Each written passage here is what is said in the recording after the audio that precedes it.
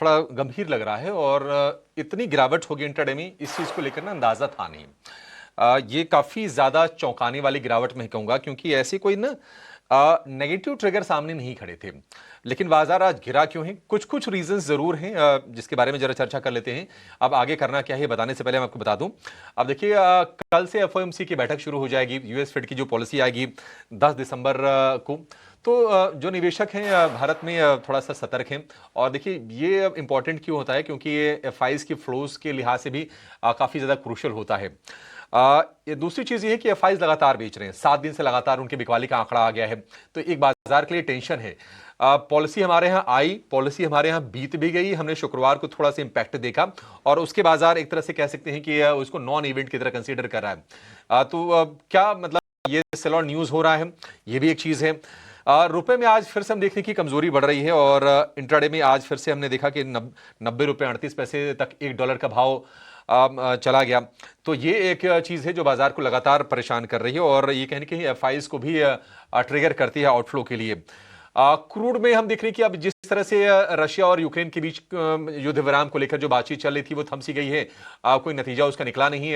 जो प्रतिनिधिमंडल गया था अमेरिका का, रशिया में मॉस्को में बैठक भी हुई थी, लेकिन अब क्रूड में धीरे धीरे हम देख रहे हैं कि उबाल आ रहा है और भाव $64 के आसपास के हैं। इंडिया विक्स आज हमने देखा कि इंट्राडे में करीब 11-12% ऊपर चला गया, 11.5 के आसपास। ये देखिए इंडिया विक्स सूचक होता है भय का और उतार चढ़ाव का। बाजार को किस चीज का भय है यहां से, ये एक सवाल बहुत ही क्रूशल हो जाता है।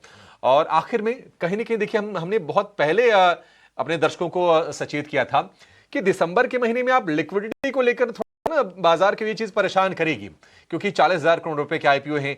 अगर हम इस हफ्ते की बात करें तो 14,000 करोड़ रुपए के 5 आईपीओ हैं, आज भी 2 आईपीओ खुले हैं। तो ये थोड़ा सा ना लिक्विडिटी वाला मसला है। लोग पास पैसे सीमित है, इधर से निकाला फिर कहीं और डिप्लॉय किया। रिटेल की तो टेंडेंसी ये होती है, और सिर्फ रिटेल नहीं, ये जो बड़े संस्थागत निवेशक वो भी ये करते हैं। तो ये एक चीज बाजार को जरूर परेशान कर रही है और इंडिगो वाला मसला तो चल ही रहा है।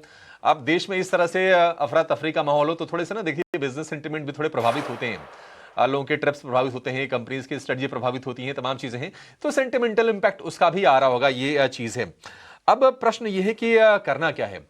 बाजार देखिए आज ना निफ्टी ने 20 डीएमए का लेवल भी तोड़ा जो कि 26,000 पर है और 25,900 के मुहाने पर जाकर ये खड़ा है और यहीं पर एक अहम सपोर्ट है।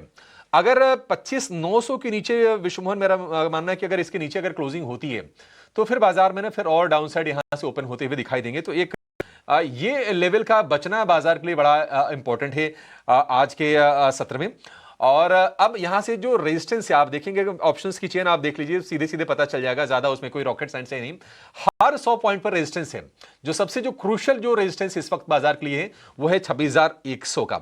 अब 26,100 को पार करने में ना जोर तो लगाना पड़ेगा बाजार को। तो मेरा मानना यह है कि अगर आपकी शॉर्ट की पोजीशन है, हालांकि हमने कभी आपको सलाह नहीं दी थी शॉर्ट करने के लिए, लेकिन अगर आपकी शॉर्ट की पोजीशन है तो बेहिचक आप 26,100 का स्टॉप लॉस लगा लीजिए, शॉर्ट में आप बने रहिए।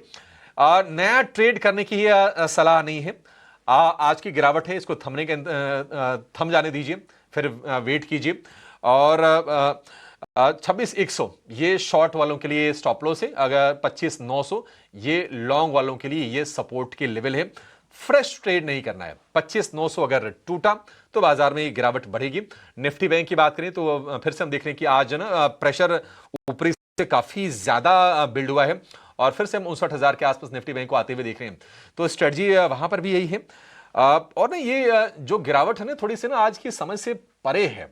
ये मतलब आज आप सुबह गिफ्ट निफ्टी हम देख रहे थे, इतनी बड़ी गिरावट के कोई संकेत नहीं मिल रहे थे। हाँ, थोड़ा सा माहौल हम ग्लोबल बाजारों से थोड़ी नरमी की देख रहे थे, स्पेशली एशिया में, लेकिन इस तरह की गिरावट थोड़ी समझ से परे है। इस पर एक्सपर्ट्स का आगे जरा व्यू हम ले लेते हैं और समझते हैं कि रणनीति होनी क्या चाहिए। हमारे साथ 2 मेहमान हमारे तैयार हैं। निमेश ठाकर हैं और इसके अलावा स्वाति होतकर भी हमारे साथ जुड़ गई हैं। निमेश जी, स्वाति जी, आप दोनों का बहुत शुक्रिया, स्वागत है टी न्यूज़ स्वदेश पर। स्वाति जी, शुरुआत आपसे करना चाहेंगे। बाजार में आज सरप्राइज डाउनसाइड एक्शन, आप जरा बताइए कि क्या आपकी भी उम्मीद के विपरीत आज की चाल रही है स्वाति जी, और अभी स्ट्रेटजी क्या होनी चाहिए, किस स्ट्रेटजी से इंडेक्स में पैसे बनाए जा सकते हैं? डेफिनेटली आज ओपनिंग हम लोग ने फ्लैट टिक किया, उसके बाद जो सेल ऑफ हमें नजर काफ़ी अनप्रेडिक्टेड था एंड आई बिलीव कि जिस हिसाब से मोमेंटम कैरी फॉरवर्ड कर रहा है, मार्केट ब्रेथ की बात करो तो ऑलमोस्ट 1:5 का ratio which is a very not much positive on the technical front.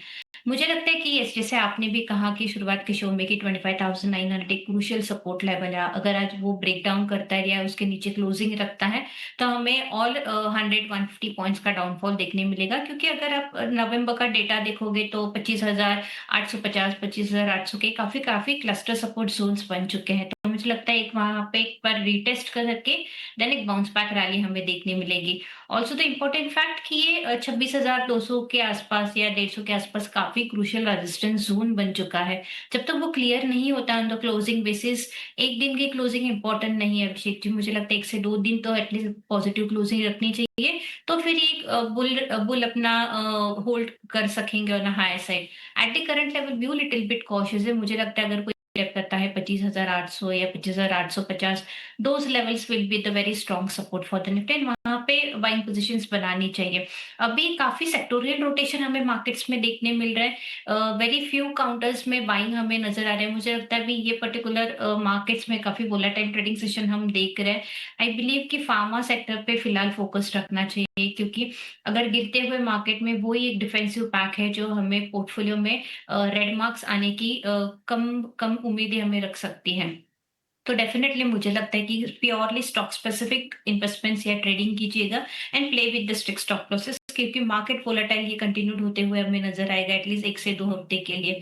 तो पेशेंसली ट्रेडिंग स्ट्रैटेजीज इंप्लीमेंट करनी चाहिए, पीएस स्टॉक स्पेसिफिक यही स्ट्रैटेजी फिलहाल मार्केट में अपनानी चाहिए। नहीं, बिल्कुल सही बात है। स्टॉक स्पेसिफिक बाजार ये होने का समय भी है। और आज हम देख रहे हैं कि देखिए कई साल